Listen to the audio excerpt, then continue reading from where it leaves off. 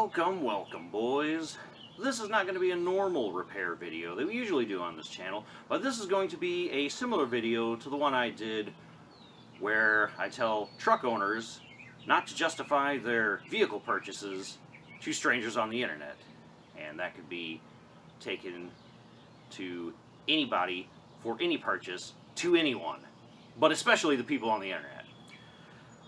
So, a little while back I did a video on recharging the AC system in your vehicle, and I did it on this truck. I did one years ago on the BMW E38, if you've seen that video, but if not, you can check it out in the E38 playlist. It's pretty much a similar thing. There may be more details or less details in one or more of those videos, but they're essentially the same. And so, if you've been watching YouTube, you know that the algorithm suggests certain vehicles, or I mean certain videos based on what you've watched or what you might be interested in. And I don't remember the name of the YouTuber, but he is an automotive guy, pretty popular channel, I believe. I don't subscribe to him, but I do watch his videos occasionally when they're suggested and it looks interesting. And this video he did was a short. It was from like maybe 7 or 8 months ago, like 91,000 views, something like that. And the thumbnail was a picture of the can of SuperTech R134A refrigerant. And I was like, that's the same stuff I put in my truck. And I go, I got 60 seconds to kill. So I watched the video. And essentially he did the same thing I did with my truck, but he condensed it all down into a 60-second video. Pretty good video. And as usual, I kind of, if I already know what the video's about or I can't really gain much knowledge from it, I'll like to read the comments to see what everybody else is saying. And much like the video I made after I watched a video criticizing trucks. Now, this YouTuber wasn't making a video criticizing charging the AC system, but the comments down below, and I'm just like rolling, I'm getting like angry reading these comments, because I'm like, are people really this stupid, or are they just contrarians and trolls, or know-it-alls, like they think they know everything? And so to give you an example of some of the comments, some would be like, I bought the can of refrigerant like a year ago for $5. Now it's like $10. Oh, inflation's only 15%. Those greedy capitalist companies. And it's like,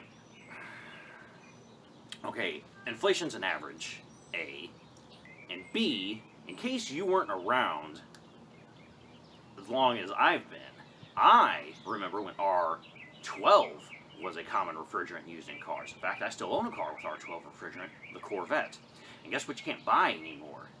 R12, because it was phased out in favor of 134A, because R12 is bad for the environment. But 134A, that's good for the environment, you see. So, if you didn't buy a whole bunch of R12 back in the day and hoard it, you either have to have some sort of license to buy it and you still pay a premium for it, or you have to take it to a professional mechanic that has the license and they can buy it and they can charge it, or you have to convert your car over to 134A. Those were the options you had. But you could just go down to Walmart and buy your 134A, go to AutoZone, any place had it.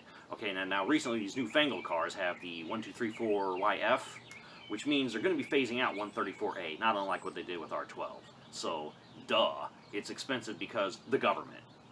Inflation is caused by the government printing money, and environmental laws and stuff, which the government makes up, not the companies, is why 134A is expensive. So, again, the government. So, it's the government's fault.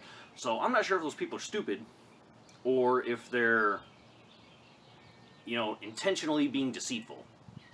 I don't know. And I know you, and I'm not talking about you guys, my viewers, because if you're watching my channel, I know that my viewers are the smartest people on the internet. And I mean that wholeheartedly. Because I'm going to assume you're like me. You want to learn things, you want to do things, and you're not that stupid that you have critical thinking skills. Okay, and some of the other comments were like, did you fix the leak though? If you have to add refrigerant, that means there's a leak. You need to fix the leak. If the refrigerant's leaking out, that means air's getting in. And I'm thinking, again, I'm like, are these people that stupid? Or are they trying to pretend that they know it all and they're trying to seem smart to other people on the internet? I don't know.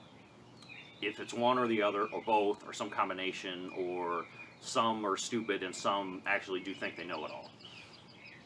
And so, let me explain to you how pressure works if you're not very smart. Do you know why the air pressure stays in your tire? Well, because it's sealed. There's a Schrader valve, there's a bead around the tire, you know, and a cap on the Schrader valve. The tire seals the air in it, okay? And so you use a compressor to compress air and put it in there. Why can't you just blow air into it or take air from the outside? Well, because the pressure is, I don't know, let's say 1 atmosphere. I don't know what the PSI of the air out here is, but we'll say 1 atmosphere. And we'll say when you pump it up in there, we'll say it's like 4 atmospheres. Well, pressure wants to equalize itself.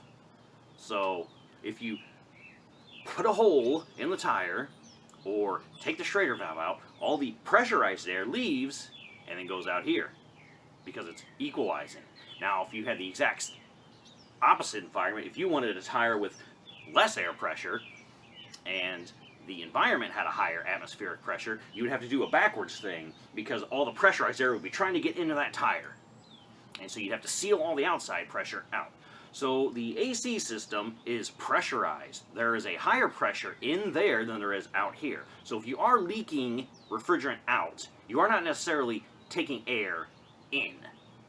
Okay? That's how pressure works. So that's the first part of their argument defeated. The other contrarian thing they're saying is, oh, it's got the leak, it's a closed system, it's not supposed to have a leak, closed system. Well, for that, we're going to do a little visual representation. So we're going to take a walk this way, and then we're going to come back. Now I'll show you the window unit because it's a shorter walk than the central air unit. But notice, this is actually a closed system. If you can see anything in there. Not, I guess you'll just have to take my word for it. But the compressor in here doesn't move. But not only that, there's no rotating mass or anything. It's just valves opening and closing and a piston moving up and down, compressing the air. And all the joints in here are soldered. So this is actually a closed system where it doesn't leak. Now this is a car's AC system. So what do we notice? Well, it's not just an on-off electric switch. Like, you don't just press a button and it turns on an electric compressor that opens and closes valves that has a piston moving up and down that compresses gas. Well, no, we have this AC compressor, and what makes the piston move up and down to do its compressing thing? Oh, I see. Oh, it's driven off of this belt. But wait a minute. Anytime the engine's running, the belts are spinning. Well, that must mean the AC's on all the time. Oh, no, wait. It's not. There's a clutch. Oh, okay. So when you turn the switch on, the clutch engages and disengages. And that's what turns the compressor on and off. Oh, okay. Cool. I got it. Well, hold on a second here. How is this turning a rotating motion? Oh, I get it, because there's a shaft coming out of here on this pulley. Oh, well, wait a minute. What keeps all the refrigerant from leaking out? Because that move. Oh, there's a seal, like a rubber seal. Oh, you know what? Not unlike the crankshaft on the engine. Oh, here's an engine. And there's a crankshaft. Well, what keeps all the oil from just coming out of the engine? Oh, the seal. There's a seal, a round rubber seal. Do those go bad over time? Oh, they do. Oh, you might get some oil leaks from that when the seal goes bad. Oh, you might get some naturally anyway when the seal's not bad. Huh. So, the car's AC system is similar to the car's engine in that it rotates and the seal holds the oil in. So would it be fair to say that the car's AC system is a closed system when naturally over time you're going to lose a little bit of refrigerant from general use of the AC system and from the rotation of the engine? why I would say that is safe. The only way your car would stay a closed system, or you wouldn't leak any refrigerant out of it, would be if you never started the engine, and therefore this never spun, your clutch never engaged, it never moved any parts around a seal that could be leaking refrigerant. Okay, so now that I showed you that, I'm gonna break it down here again for you. So the AC system on your house or your window unit or whatever, it's stationary. It doesn't move. There's no moving parts to it. The only thing moving are the internal parts of the compressor. That's it. Valves open and close. The piston compresses the air. The car system doesn't work on a switch. It's not electric. The engine's rotation turns a pulley, which turns the shaft, which goes into the compressor housing, which is moving and compressing the air. And now in doing so, to keep all the oil and refrigerant from leaving from the high pressure environment out here to the lower pressure environment, you need a seal. Not unlike the oil, which is sitting in your crankcase, and when you just run the engine is under pressure. To keep from leaking out, you have a seal. And for those people saying, well, you need to vacuum it out and find the leak and fix the leak and blah, blah, blah, blah. Okay, the can of refrigerant is like $10. If you can put the can of refrigerant in and it doesn't leak out right away, it gets you through summer, is that not a proper fix? I would argue that is perfectly acceptable. Because why would you spend hundreds or thousands of dollars to fix your minute leak on your AC system, which naturally leaks anyway due to the way it's designed, when you can just recharge the system?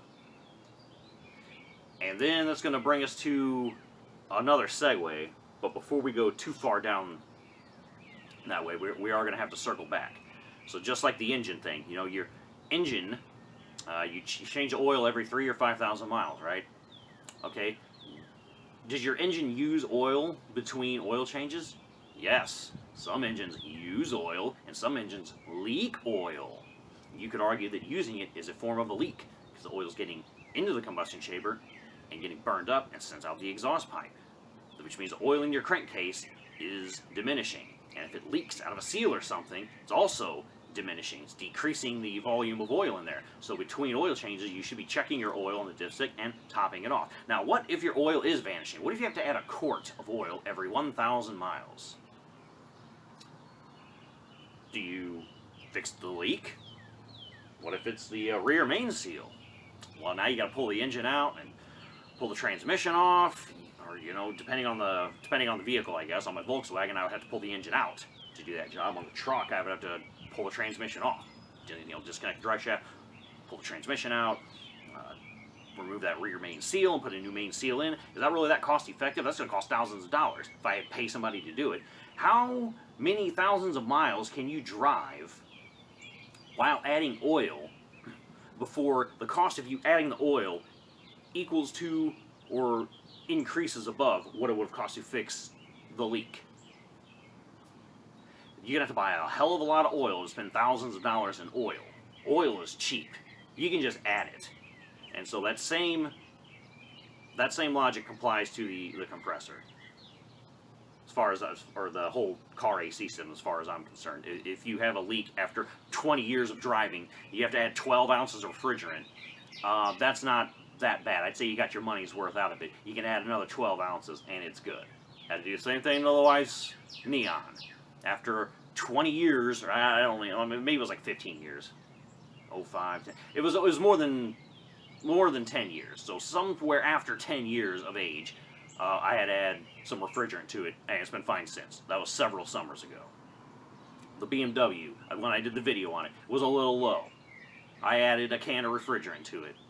It's been fine. That was years ago. The truck, just added 2 cans of refrigerant to it. The one in the video, and then I ended up doing another one off camera, just to top it off and get the pressures just right. Nice and cold. We'll see how long it lasts. But even if it only lasts 1 year, 2 years, 3 years, $20. That's amortized over the course of 24 months. $1 a month. That's not that bad of a deal. Makes more sense to do that than to tear apart your whole AC system to fix one leak or to pull the pump, replace your seal on the clutch. 'Cause that's where they usually leak from. Unless you have something that hits the AC system and damages it, otherwise it's going to leak out of the seal that's on the clutch, on the compressor housing. That's usually where they leak. And if so, it's from usually not using it enough or not driving it enough, or the seal getting dry. That happens. Seals get dry and they don't get used. This truck sat for many years before I bought it. So that's a thing. And so now we can segue to the other thing I was going to talk about with. So now we circle back and then move forward. Yeah, it's so just like with the oil, you can take and add your oil between changes instead of fixing the leak. That's cheaper to do. Makes more sense economically. And so that's what I'm getting at. So their first argument is, oh, this stuff costs so much, and it's the greedy corporation's fault. No, it's the government, but I know why they can't admit that, because if the problem is government, the solution can't be more government. So their next argument, closed system leak, fixed leak. Cars naturally leak AC, whereas your house and your window unit tend to not. They don't leak. They'll just break eventually. Your compressor or something, whatever the moving parts in there, those break. They don't leak refrigerant generally. So it's two different problems because it's two different systems. And then finally they need to fix the leak. That's how I know they don't understand economics, because they don't understand the whole why the can costs more now than it did a year ago. And it's just not economical. Sometimes it makes more sense just to add oil and add the refrigerant. It's more economical than fixing it yourself, taking time out of your day to do it if you're going to do it yourself, or paying somebody to do it. Because what's a can of refrigerant? $10? After the government steals all the money I earn for working an hour, that's half an hour of work. Half an hour of work, I bought 1 can of refrigerant, lasts 1 or 2 years. Way more economical than me working weeks to earn enough money to replace every single component in here, in the refrigerant, in the cooling system, vacuum all the refrigerant out, and then weigh it, and then put it all back in. So yeah, that's the other thing. Oh, you're not doing it right. You're supposed to, the car systems are based on the weight. You're supposed to vacuum it all out and then put the weight back in of the correct. You're not supposed to use pressures. Because, okay, it's close enough for government work. The thing you love so much, it's close enough for that. If it leaks anyway, then overcharging it ain't going to make that much difference, because it's going to leak out anyway. And undercharging it ain't going to make that difference, because if it's leaking out anyway, you're going to have to add some more later. So it's close enough. So that's pretty much all I had to say. Again, not my normal video, but I was reading it and I'm like, I don't know, man. I just don't have any hope for us anymore.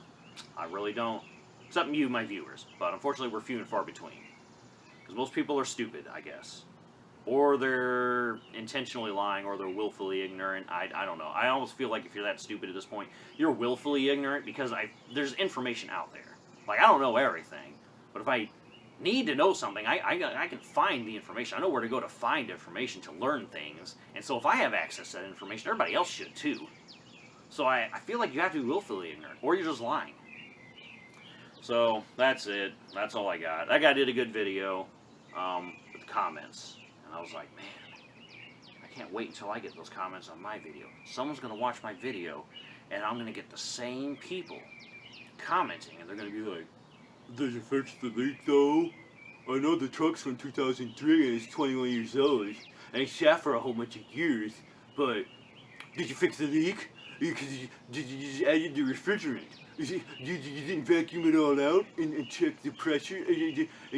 All you did was you just added in there and checked the pressure. That's not the right way. Or, like, why is it so expensive? It's a greedy Walmart company and the refrigeration, the refrigerant companies, the can-making companies. I can't anymore. I don't know what to do. So, alright. If you're still here, I guess thanks for listening to me rant and rave. I guess, what do you think below? Like, you're not one of those guys who believes this stuff that I'm talking about, right? Or are you like me, and do you just feel like you're not, like, super smart, but do you just stand around wondering why everybody else is so stupid? Because I'm not a genius. And so I don't think, man, and, you know, maybe back in the day I used to think, man, I'm like really smart. And then I kind of grew up and then went out more, and I was like, oh, no, I'm not really smart. There are people way smarter than me. It's just that everybody else is really stupid. And for all those people, I guess not if you're the guy who doesn't know, if you actually don't know, and now I've explained it to you, and you're like, oh, okay, you know what, this guy makes sense, not the idiot commenters. Okay, you're fine. I'm not talking to you. But if you're those guys who actually do believe that crap, seek Canadian healthcare, please. And I guess if you're a liar, well then, I don't know, you got to be somewhat smart to, maintain the lie. But still, you're a scum person for that. So probably also seek Canadian healthcare, please, and thank you. Alright, boys, enough for this video. It's gone on too long. Probably 20 minutes of me gassing on. So I'll catch you in the next video when we actually fix something. You enjoy the rest of your evening. Thanks for watching, boys. Peace.